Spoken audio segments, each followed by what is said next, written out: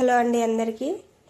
ఈ బ్లౌజ్ అయితే పెద్ద సైజు బ్లౌజ్ అండి. నేనైతే 80 పాయింట్ల క్లాత్ తీసుకున్నాను. ఇప్పుడు ఈ క్లాత్ మనకి అతుకులు వేసుకొని అతుకులు కూడా కనపడకుండా స్టిచ్ చేసుకోవాలంటే ఇలా చూడండి ఒకసారి. ఎందుకంటే మనకి అతుకులు ఉంటే ఏంటంటే బ్లౌజ్ అనేది నీట్గా ఉండదండి, ఫినిషింగ్ అనేది. ఇప్పుడు వచ్చేసి నేను బ్యాక్ పార్ట్ కట్ చేశాను కదా, ఇప్పుడు వచ్చేసి ఫ్రంట్ పార్ట్ చూసారా, నేను బ్లౌజ్ అనేది అటాచ్ చేసుకునే కాడ క్లోజ్ చేశాను అనమాట. ఇక్కడ మనకు కొంచెం అతుకులు పడతాయి. ఈ ఒకటి వేసుకుంటే మనకి ఏంటంటే కుట్లలాగా వెళ్ళిపోతాయి అనమాట. మనం అతుకులు వేసినట్టే కనపడదు బ్లౌజ్ అనేది.